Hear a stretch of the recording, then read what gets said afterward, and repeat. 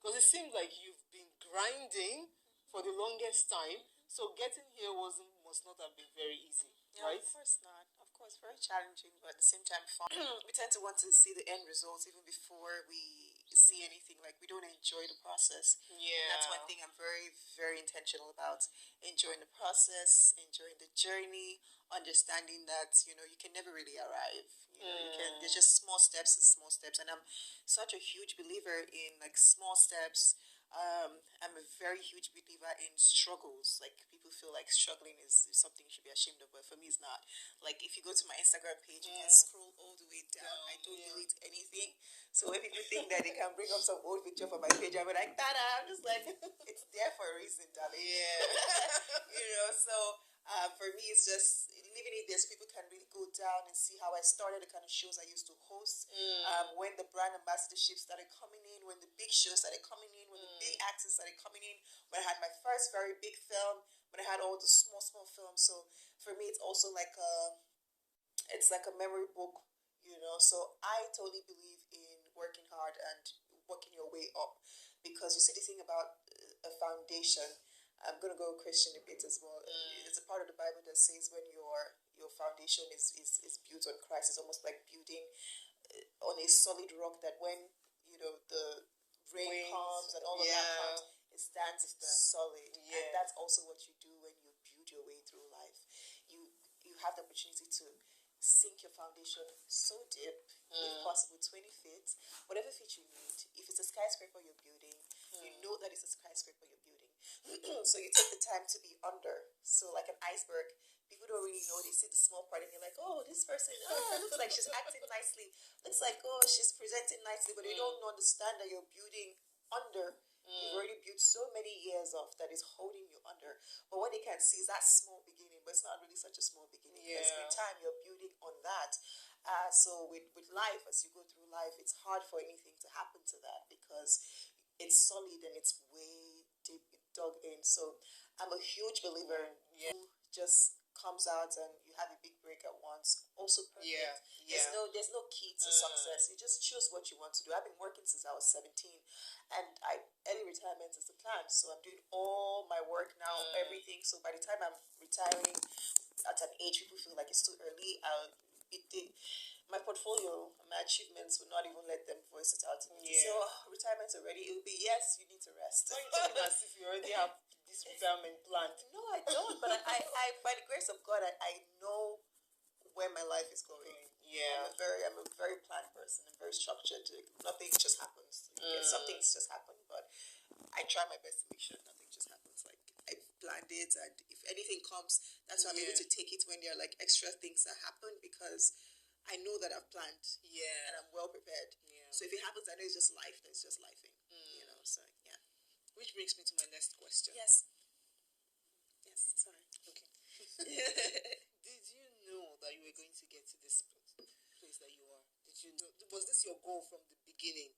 Like, for example, you said you started at 17. At 17 years old, did you see yourself here as an actor? To be very honest, no.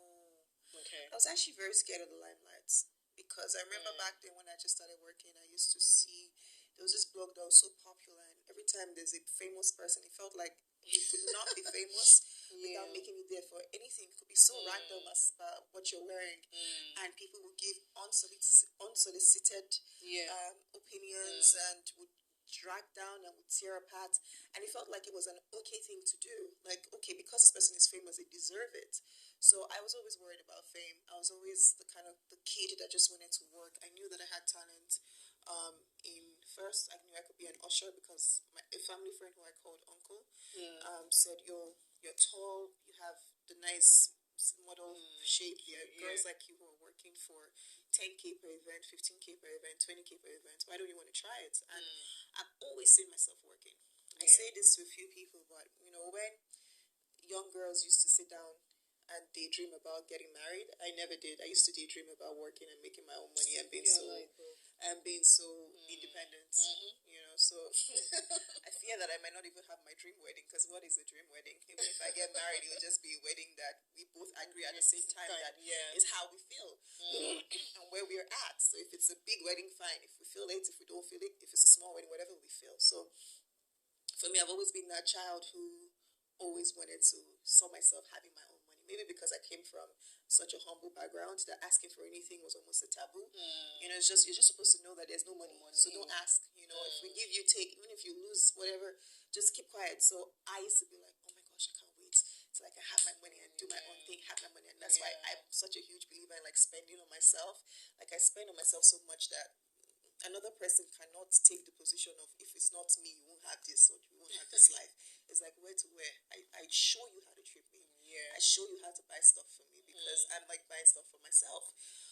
So for me, the question was like if you saw yourself. Saw myself. No, I was really, and I was saying I was really. But at the point, I had to wake up from that that fear.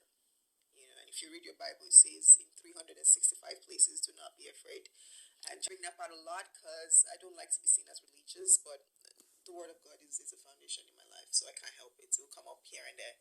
But you know, it says do not. When I started working at 17, the plan was just to raise money to be able to pay myself through school, pay my way through school, support my family, support myself, buy the things that I could never ask for, but I could finally have because I wanted to look good, I wanted to dress nice, I wanted to all of that nice stuff. You know, I wanted to be able to afford a trip here, a trip there, holiday here, a holiday there. But the main plan was to go and school in Canada. Did that happen? That never happened. That the processing first was long too. I didn't have enough money. Still is SIA representation that she's giving to us. Yeah. Like, so no matter how much you want to cover your face, if you're good at something, and the bank in whatever is just for they tend to give the celebrity status to people that are on TV. But if you're popping where you are a celebrity because you're being celebrated. Yeah. You know, so like that. I started, and then I saw, okay, this is if I'm going to be good at this, I have no choice but to accept fame. And so I started to welcome fame into my life. I started to become friends with it and sit with it and have coffee with it and say, okay, you're going to be in my life at my own terms. You know, if I'm going to be famous, it'll be at my own terms. If I'm going to be successful, I'm going to be known for what I want to be known for.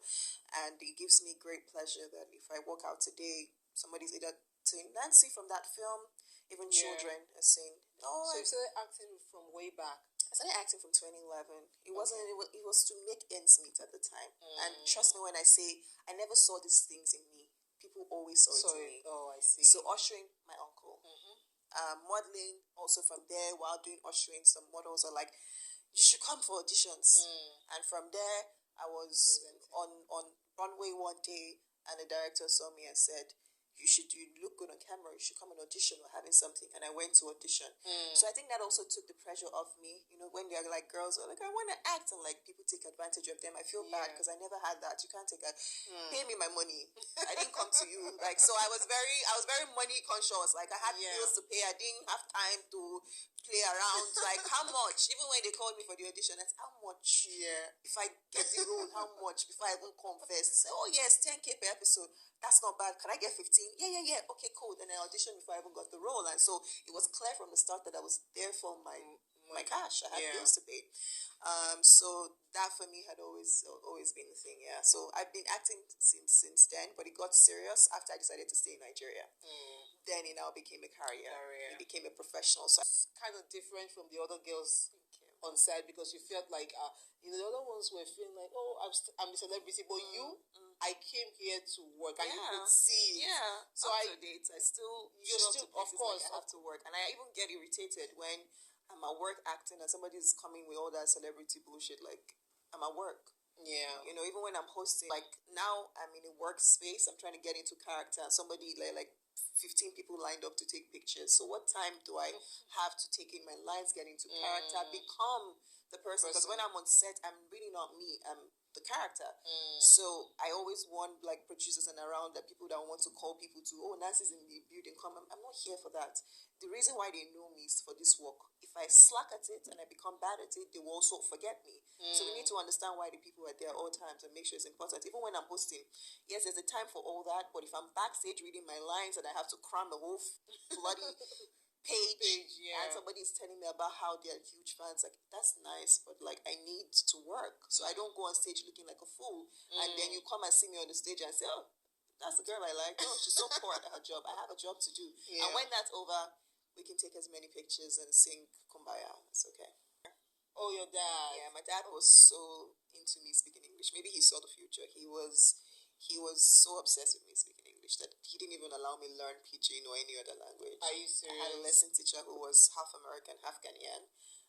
I went to the best school as like he could afford at the time until that he had to like go lower because he tried his best really. I'm still on the journey to me. I'm still learning me. I'm still knowing me. Every day I still surprise myself. Today I say I would never do this, and tomorrow I'm like, okay, maybe I could. And that's why I give myself grace the way I give other people grace. I let people change. I let people change their minds. I let people become whoever they want to become. I just decide if I want you in my life or not. Yeah. So well, you can be anything you want to be. You can even be a dragon. Do I want a dragon in my life? Okay, you can be in my life. Do I not want a dragon in my life? No, you go your way, I go my way. Don't make me feel bad for it. Anyway, you can't make me feel bad for anything. I think I've trained myself to only feel bad for the things that I want to feel bad for. Anybody else can say anything. It really, sounds cliche. I don't care, but I really don't give a flying care.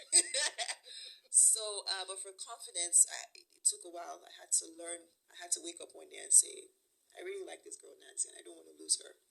I want to learn her. I want to understand her. I want to love her. I want to protect her. How best to do that but to sit with myself? So the question was confidence, right? Yeah. Yes, just by learning myself. If I know myself, you can't tell me about me. Person that can work with anybody. So I want you to know, is that intentional? Maybe because I don't do clicks. I've never done clicks. Even when I was modeling, I was freelance. Okay. I don't do well with boxes. I don't like boxes. I never have. Like when people say, well, what's she going to do? And I'm doing something else. What's she not going to do? And I'm just someone, like I said, the fact that I don't like being predictable. Yeah. I don't do clicks. I don't like boxes. And I'm loyal to my craft, not to people. Not to people. I'm loyal to my friends. I don't go all about displaying gutter-rat behavior when it comes to loyalty, but I'm loyal to my craft. I'm loyal to Nollywood. I'm loyal to the advancement of Nollywood, to the beauty of Nollywood. I met this. I'm earning for this because people like Genevieve, people like Omotola, Mercy Johnson, Rita Dominic, just to mention a few, took this seriously. And even when it was almost a taboo to be a Nollywood actor, like we've been under attack all our lives. So if you think you're going to come into the Nollywood space and not have people wanting to throw jabs at you and try and talk at you, you're a joker. It means that you're not ready for the success of being an actor.